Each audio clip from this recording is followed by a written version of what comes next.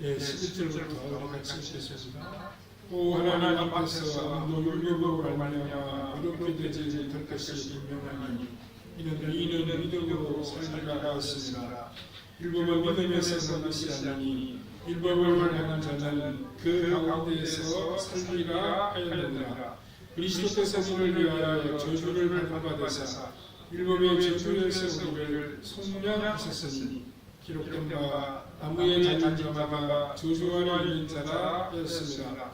이는 그리스도 예수 안에서 아브라함의 복이 이방인에게 미치게 하고 또 우리로 하여금 믿음으로 말미암아 성령의 약속을 받게 하려 함이라. 아멘. 여기까지 하겠습니다. 오늘은 의인은 믿음으로 살리라라는 제목으로 말씀을 생각해 보겠습니다. 사도 바울이 살았던 시대에 갈라디아에 있는 교인들이 지니고 있었던 문제가 무엇이었습니까? 그들에게 믿음으로 구원받는다는 가르침은 너무나도 쉽고 간단하게 여겨졌습니다. 그래서 그들은 조금 더 어려운 방법을 선택하고 있습니다.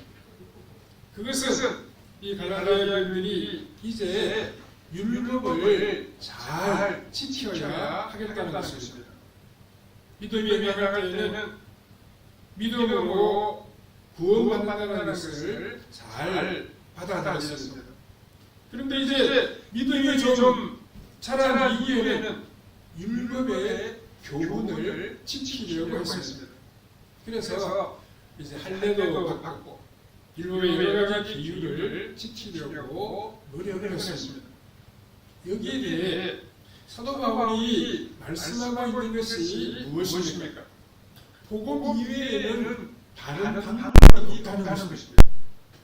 믿음을 가질 때 복음으로 시작했다가 그 후에 율법으로 마칠 수 없다고 했습니다. 그 이유가 무엇입니까? 우리가 이 땅을 살아가는 동안 어떤 특별한 수준에 도달하는 경우가 없기 때문입니다. 우리의 신앙 수준이 다 비슷비슷합니다.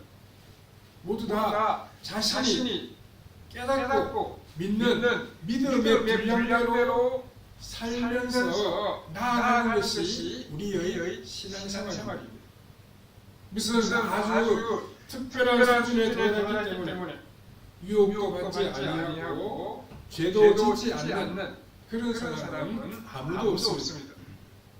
오늘 본문이 우리에게 교훈하고 있는 바가 무엇입니까?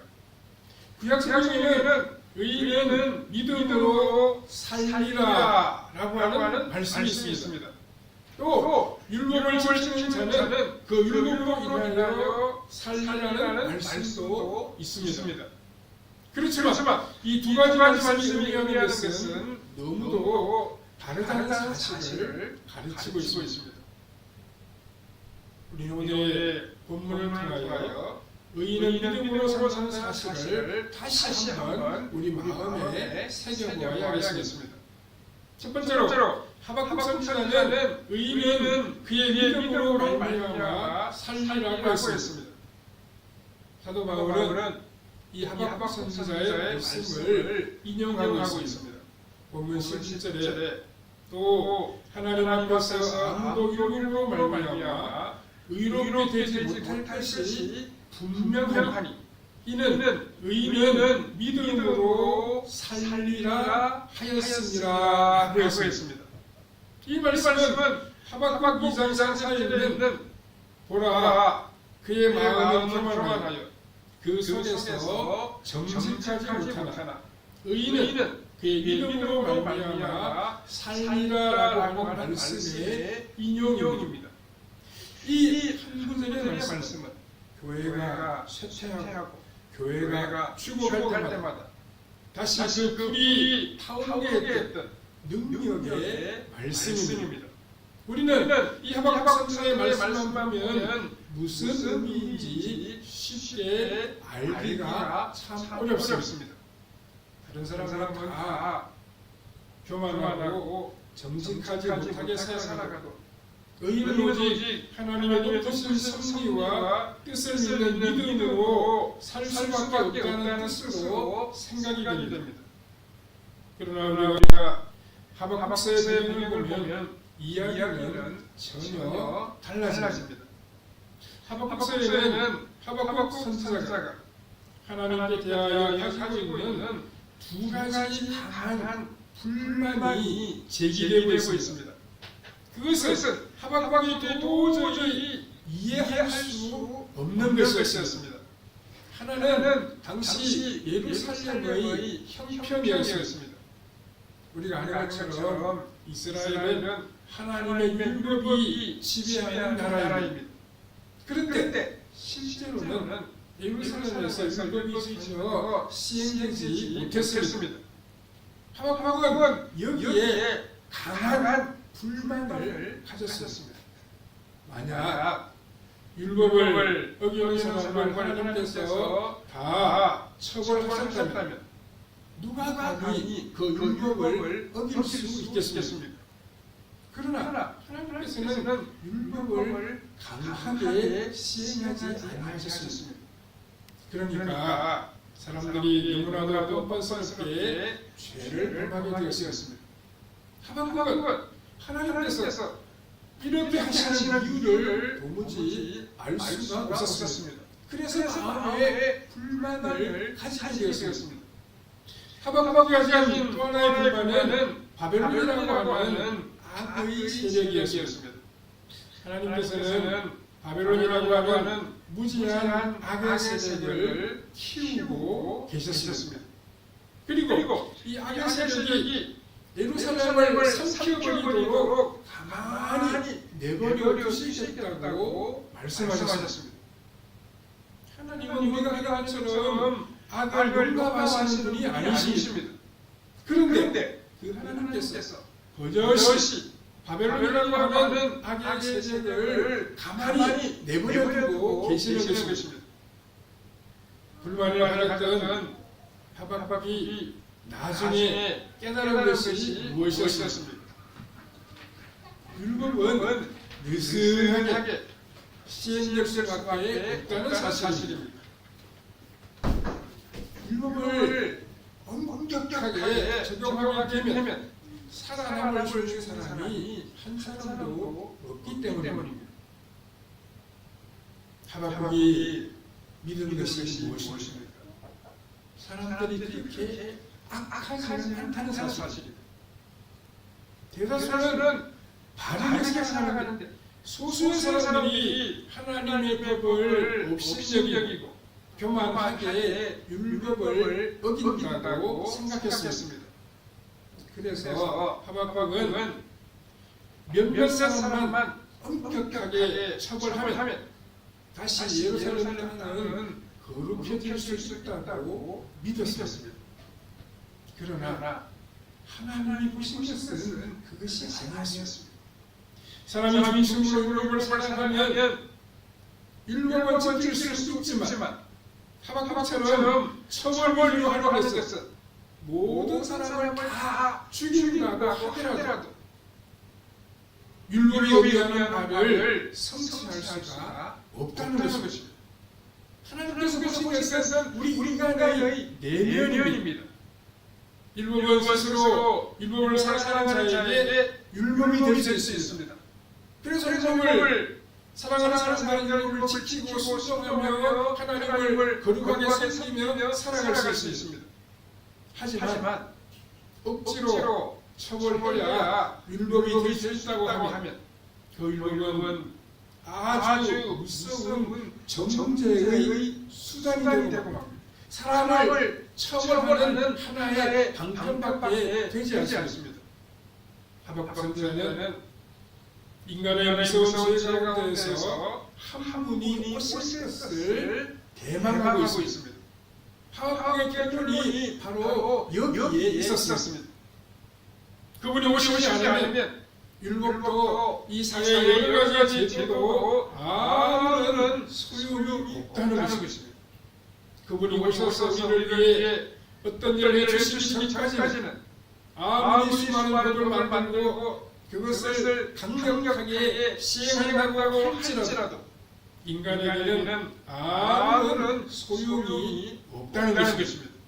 그래서 하박국서의 분위기는 의문과 분노에서 체념으로 바뀌게 됩니다. 그리고 그거는 강한 소망으로 변하고 있는 것을 우리가 읽어볼 수 있습니다. 그분이 오셔서 우리를 위해 어떤 일을 해주시면 가능하다는 것입니다. 그것이 무엇입니까? 그분이 오셔서 인간의 자를 대신하여 어떤 일을 하시고 하나님으로부터 성령을 받으실 수 있다면 우리 인간은 가능하다는 것입니다. 인간에게는 살 길이 있다는 것입니다. 하박국이 발견한 것은 앞으로 오실 그분이 성령으로 우리를 새롭게 하시면 우리에게 소망이 있습니다. 결국 하박국이 의인은 믿음으로 살리라라고 말씀한 것은 사람이 자신의 힘으로는 아무것도 할 수 없다는 사실을 인정한 것입니다. 아무리 서로를 하고 책망을 해도 사람의 중심이 바뀌지 않는 이상 아무런 소용이 없다는 것입니다. 두 번째로 율법으로 사는 것이 있습니다. 모세는 이스라엘에게 율법을 주면서 이것을 하면 살 것이라고 했습니다. 그러면 율법을 행함으로 산다는 것이 무슨 의미이겠습니까? 오늘 보면 10절에 보면 율법은 믿음에서 나는 것이 아니니 율법을 행하는 자는 그 가운데에서 살리라 하느니라 라고 했습니다. 율법은 믿음에서 나는 것이 아닙니다. 즉 하나님께서 아브라함에게 약속하신 그 뿌리에서 나온 것이 아니라는 것입니다. 또 율법을 행하는 자는 그 안에서 살 수밖에 없다는 것입니다. 그러니까 율법은 그 자체가 하나의 법칙이고 체계이기 때문에 율법의 체계 안에 있는 자는 계속 율법의 체제 안에서 살아가는 것이지 율법 아래에 있다가 심심하면 다시 믿음으로 들어올 수가 없다는 것입니다. 그러면 이 율법은 어디에서 나왔습니까? 하나님은 우리가 아는 것처럼 아브라함에게 많은 계율을 주시지 아니었습니다. 하나님 아브라함에게 이것도 지키고 저것도 지켜야 된다. 이 말씀을 순종해야 된다. 그렇게 말씀하신 적은 없었습니다. 아브라함이 그 계율을 지켰기 때문에 의롭다고 인정을 받은 것도 아니었습니다. 그는 그냥 하나님과 그 하나님의 말씀을 온전히 믿었습니다. 하나님은 아브라함의 믿음을 보시고 그를 의롭다고 인정하시고 그에게 놀라운 복을 약속하셨습니다. 그러나 모세 시대에 보면 하나님께서 이스라엘 백성들에게 요구하시는 것이 법의 형태를 띠고 복잡해진 것을 알 수 있습니다. 그런데 법이 아주 많아지고 복잡해지면 사람들이 더 야갑하시게 되고 더 악해지는 그러한 경향이 있습니다. 사람들이 아무것도 모를 때는 그냥 순진하게 살아갑니다. 그러다가 누가 무엇을 하지 말라고 하면 그때부터 마음이 악해지기 시작합니다. 하나님이 율법을 주시고 죄를 알게 하셨습니다. 이렇게 하신 것은 하나님의 계획 때문이었습니다. 하나님은 아브라함에게 주신 믿음을 인간에 대한 유일한 최고의 대안인 것을 증명하기 원하셨습니다. 그리고 믿음을 소리할 가능성이 있기 때문에 하나님께서는 율법으로 이스라엘 백성들의 그 믿음을 시험해 보셨습니다. 하나님께서는 자신의 원하시는 것을 법의 형태로 나타내셨습니다. 그리고 이스라엘 백성을 모두 율법의 체제 아래에 두셨습니다. 이때 나타난 결과가 무엇이었습니까? 그 백성들은 아무리 노력을 해도 율법으로 살 수가 없었습니다. 그들은 하나님 앞에서 죄인으로 나타날 수밖에 없었다는 말씀입니다. 그래서 이스라엘 백성이 어떻게 살아갔습니까? 하나님한테 죄물을 바치면서 살아가게 되었습니다. 자신의 죄 때문에 짐승을 제물로 하나님께 바쳐야만 했습니다. 그들은 항상 하나님 앞에서 죄인이었습니다. 이 이스라엘 백성들이 바알신을 따라간 이유도 바로 여기였다고 볼 수 있습니다. 여러분, 바알신은 어떻습니까? 바알신은 죄에 대해서 책망하지 않습니다. 하나님께서는 이스라엘 백성에게 율법의 말씀을 맡겨주셨습니다. 그러나 그 백성들은 처음부터 이 율법을 감당할 수가 없었습니다. 왜냐하면 그들의 마음속에는 이 거룩이라고 하는 개념 자체가 없었기 때문입니다. 그들은 하나님의 어떤 분이신지도 모르고 주상들의 약속 때문에 하나님의 백성이 되었습니다. 물론 하나님의 백성이 되니까 좋은 일이 참 많았습니다.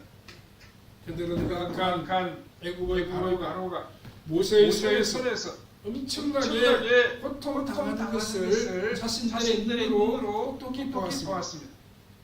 그 이스라엘 백성들 위에는 항상 하나님의 특별하신 간섭하심이 함께했습니다. 그러나 그 백성들은 그 하나님의 말씀이 자신들의 체질에 맞지 아니했습니다. 그러한 이스라엘 백성들이 율법으로 살아가는 것은 다른 말로 하면 죄 때문에 아무것도 하지 못하는 것을 의미했습니다. 율법의 지배하는 자들은 아무것도 하지 않는 것이 가장 잘하는 것입니다. 왜냐하면 무슨 일을 하다가 보면 죄를 범할 수 있기 때문입니다. 그런데 믿음으로 사는 것은 무엇을 말합니까? 자기 자신은 믿음을 지키며 살 수 없다는 사실을 너무나도 잘 압니다. 그러나 누군가가 해보라고 합니다. 왜냐하면 그 사람이 다 책임을 져주시기 때문입니다. 믿음으로 산다는 것이 무슨 뜻입니까? 자신의 힘으로는 도저히 살 수 없는데 누군가가 가진 대기업을 믿는다는 뜻입니다. 우리가 어릴 때 자전거를 처음 배우는데 그때 어땠습니까? 자전거를 타고 처음에 이 페달을 밟기만 해도 넘어질 것 같습니다. 이때 누가 내가 붙잡아 줄 테니까 한번 타보라고 하면 그 사람을 믿고 자전거 위에 올라가서 자전거를 타게 됩니다.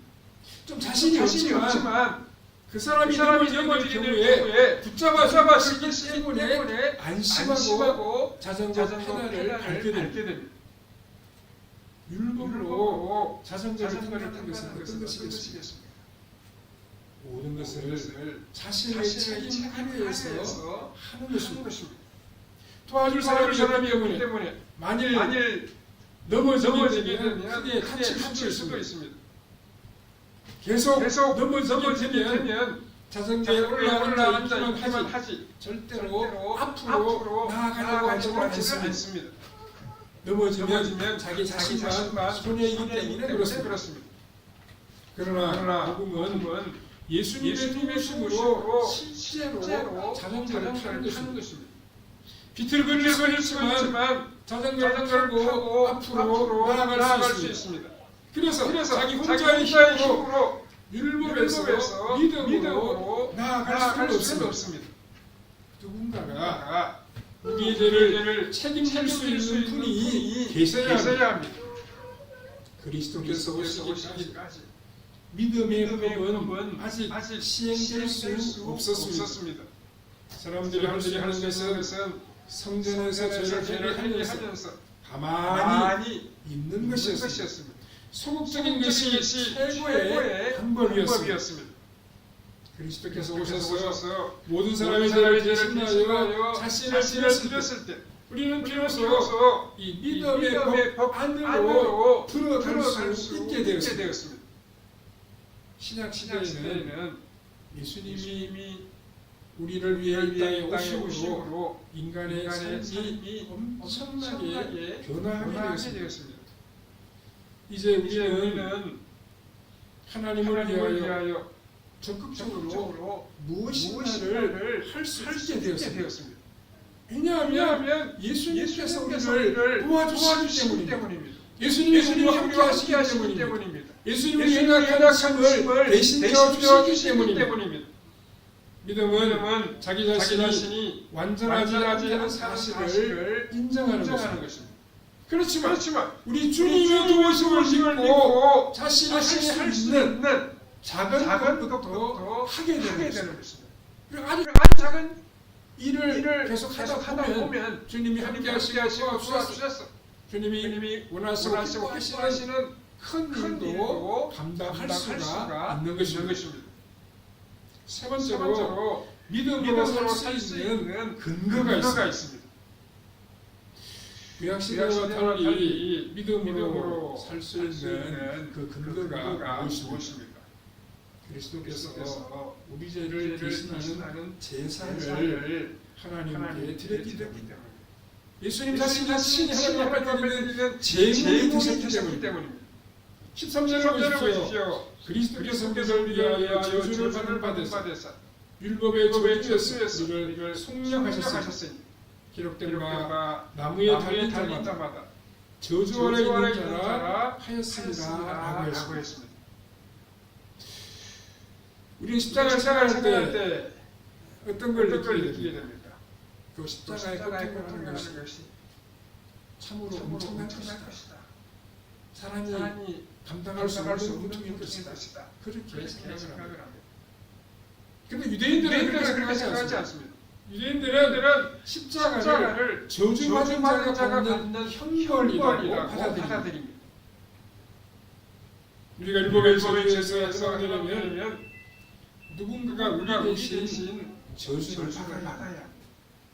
누군가가 우리를 대신하여 저주를 받았다는 증거가 어디에 있습니까? 예수 그리스도께서 십자가에 달려 죽으셨습니다. 하나님의 아들 예수님이 우리 위에 죽으심으로 우리가 받아야 할 저주와 형벌을 다 받으셨습니다. 그래서 우리는 그 예수님을 믿음으로 죄 용서받고 영원히 사는 길로 나아갈 수 있게 되었습니다. 복음의 시대에는 사람들이 양단으로 나누어집니다. 어떤 사람은 죄에서 해방되었기 때문에 두려움 없이 자신이 하고 싶은 대로 하면서 살아갑니다. 그러나 그 사람은 스스로 쏟고 있습니다. 왜냐하면 믿음으로 다음을 받은 것은 그것이 목적이 아니기 때문입니다. 믿음으로 다음을 받았으면 받은 그때부터가 참으로 중요합니다. 무엇인가 하나님을 위하여 쓰임받을 수 있도록 하나님이 우리에게 자유를 주셨습니다.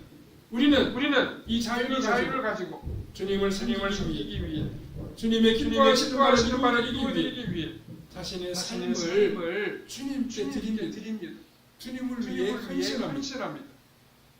본문 14절에 이는 그리스도 예수 안에서 아브라함의 복이 이방인에게 미치게 하고 또 우리로 하여금 믿음으로 말미암아 성령의 약속을 받게 하려 함이라고 말씀했습니다. 아브라함의 복음은 하나의 약속이었습니다. 그것은 절대되지 않은 약속어음이었습니다. 그래서 유통될 수가 없었습니다. 오직 그리스도의 십자가의 보혈로 그 결제가 이루어졌고 복음은 온 세상에 전파전이 되었습니다. 하박국 선지자가 내다본 것이 무엇입니까? 성령이 오셔서 사람의 마음이 바뀌기 전에는 율법은 아무런 소용이 없다는 것입니다. 주님의 보혈과 그 주님이 보내신 성령님이 없으면 인간에게는 아무런 소망이 없습니다. 그런데 복음은 참으로 놀라운 것입니다. 우리는 구원받고 죄 용서를 받는 이 복된 소식을 믿고 이제는 주님을 위해서 다른 사람을 살리는 일에 헌신해야 됩니다. 믿음으로만 산다는 이 분명한 진리를 우리가 가지고 믿고 우리 주변 사람들에게 예수 그리스도를 믿음으로 살아가는 이 놀라운 복음을 전하며 살아가야 합니다. 우리에게 주님을 주신 하나님을 믿고 말씀 안에 살아감으로 하늘의 소망을 누리는 성도님들의 삶이 다 되시기를 바랍니다. 사랑하는 아버지 하나님 감사합니다. 의인은 믿음으로 말미암아 산다라고 하는 이 중요한 교훈을 다시금 생각해보게 하신 참으로 감사합니다. 우리는 넘어질 수밖에 없고 연약한 사람들입니다. 그러므로 주님의 도우심이 필요하고 주님의 붙잡아주심이 필요합니다. 우리 삶을 주님께 다 맡기고 주님의 말씀과 주님을 믿고 의지함으로 우리의 땅을 아름답고 복되게 살게 하시고 우리가 주님의 나라와 복음을 위하여 우리 자신을 온전히 되어드리면서 진리 안에 걸어가는 우리의 발걸음이 다 되게 해주시기를 원하옵고 예수님의 이름으로 기도하옵나이다. 아멘.